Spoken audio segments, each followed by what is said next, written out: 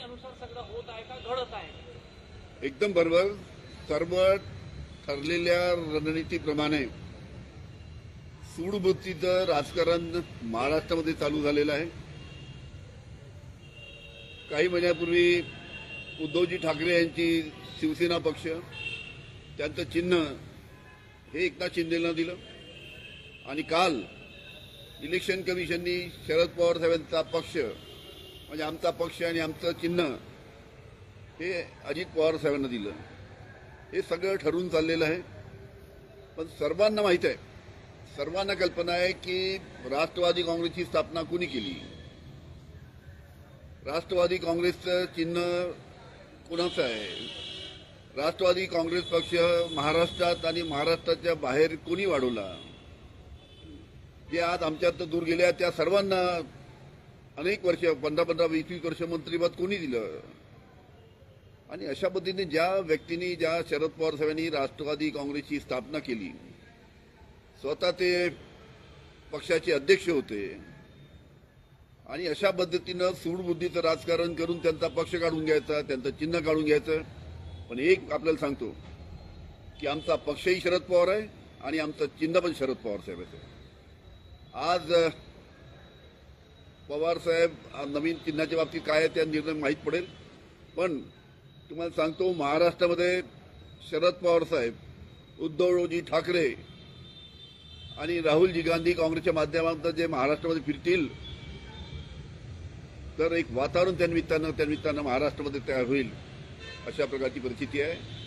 आज आमचा पक्ष जरी सूडबुद्धीच्या राजकारणाने काढण्यात आला असला तरी जनता या बाबतीत योग्य तो निर्णय घेऊन आम्हाला जनता न्याय देईल याची मला खात्री आहे.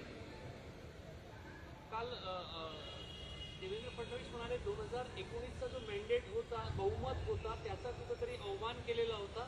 त्यामुळे तो जो अवमान केलेला होता त्या लोकशाहीचा मुर्दा पाडणाऱ्यांना, तेव्हा लोकशाहीचा मुर्दा पाडणाऱ्यांना लोकशाहीनेच काल धडा शिकवला. साहेब, देवेंद्र फडणवीस साहेबांनाही माहित आहे हे काय झालं, कुठून झालं, कसं झालं. अदृश्य शक्तीचा वापर करून हे सर्व करण्यात आलेलं आहे.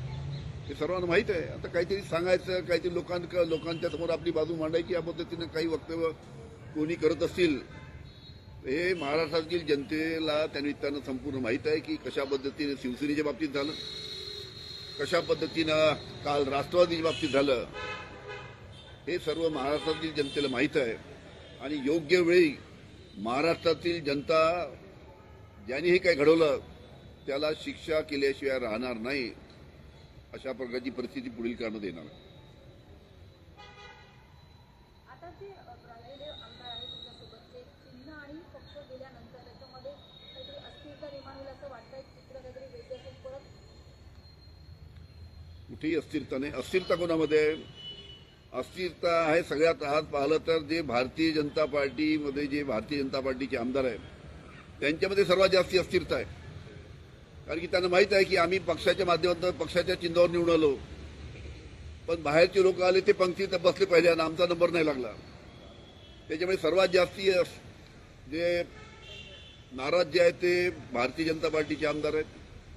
आणि बाकी जे काही आमिष दाखवून जे तिकडे गेलेत ते सुद्धा आमदार नाराज आहे. आमचे अनेक आमदार संपर्कात आहेत. सध्या आपल्याला माहित आहे की आता मतदारसंघासाठी शासनाच्या माध्यमातून निधीची आवश्यकता पडते, विकासासाठी पैसा लागतो. त्यासाठी आपल्या मतदारसंघामध्ये काहीतरी विकासाची कामं झाली पाहिजे, यासाठी अनेक आमदार शासनाच्या जवळ आहेत.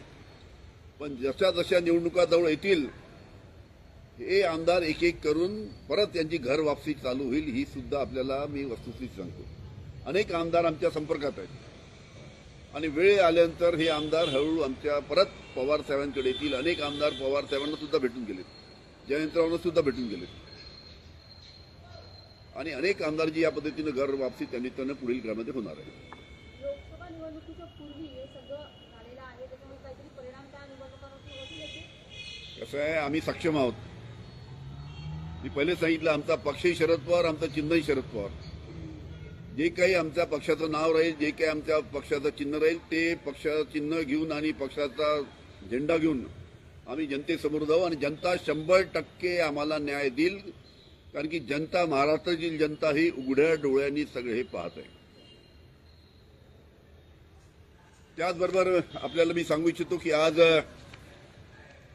माझ्या मतदारसंघामध्ये पारटसिंग या गावामध्ये आज भारतीय जनता पार्टीच्या माध्यमातून एका महिला मेळाव्याचं आयोजन केलेलं आहे. भारतीय जनता पार्टीला महिला मेळावा आयोजन करण्याचा त्यांचा तो अधिकार आहे, त्याच्याबद्दल काही आमचं म्हणणं नाही. या मेळाव्याला महाराष्ट्राचे उपमुख्यमंत्री देवेंद्र फडणवीस उपस्थित राहणार आहे. पण हा पक्षाचा महिला मेळावा त्यानिमित्तानं आयोजित केल्यानंतर या पक्षाच्या मेळाव्याला राज्य शासनाच्या माध्यमातून म्हणजे या पक्षाच्या मेळाव्याला खंडविकास अधिकारी BDO काटोल यांनी ऑफिशियल पत्र पाठवलं सर्व सचिवांना की तुम्ही ग्रामपंचायतच्या खर्चाने प्रत्येक गावातनं 100 महिला घेऊन या मेळाव्याला उपस्थित राहा, अशा पद्धतीचं खंडविकास अधिकारी म्हणजे BDO काटोल याचं पत्र त्यांनी पाठवलेलं आहे. म्हणजे कशा पद्धतीनं राजकीय कामासाठी शासकीय यंत्रणेचा वापर करण्यात येत आहे, याचा हा अतिशय जागता नमुना आहे. कसं काय खंडविकास अधिकारी का काटोल पंचायत समितीचा प्रत्येक सचिवाला सांगू शकतो की तुम्ही या मेळाव्यासाठी, भारतीय जनता पार्टीच्या मेळाव्यासाठी 100 महिला घेऊन या म्हणून? हे अतिशय धक्कादायक. अशा पद्धतीत आम्ही कधी पाहिलं नाही की शासनाच्या खर्चातनं एखादा पक्ष आपला मेळावा भरवतोय. ठीक आहे, भारतीय जनता पार्टीला त्यांचा मेळावा भरण्याचा अधिकार आहे, पण शासकीय खर्च BDO पत्र काढतो, त्यांना फोन करून सांगतो की तुम्ही मोठ्या संख्येनं प्रत्येक सरपंचाला आणि सचिवाला फोन करून सांगतो की तुम्ही या मेळाव्याला उपस्थित राहा. याला आमचा विरोध आहे आणि ज्या कोणत्या व्यासपीठावर आम्हाला संधी मिळेल त्या व्यासपीठावर हा विषय आम्ही मांडू. या पत्रामध्ये लिहिलेलं आहे की 100 महिला प्रत्येकी आणावे. 100 महिला ग्रामपंचायतच्या खर्चाने आणाव्या. म्हणजे 100 महिला ग्रामपंचायतच्या खर्चाने या भारतीय जनता पार्टीच्या या महिला मेळाव्याला आणाव्या, अशा पद्धतीचा आदेश खंडविकास अधिकाऱ्यांनी काढलेला आहे. याच्या बाबतीत रिस्तर आम्ही तक्रार करूच, पण अशा पद्धतीनं आपल्या रोजच्या घडामोडी पाहण्यासाठी राजकीय दर्शन न्यूज चॅनल सबस्क्राईब करा आणि बेल आयकॉन दाबायला मुळीच विसरू नका.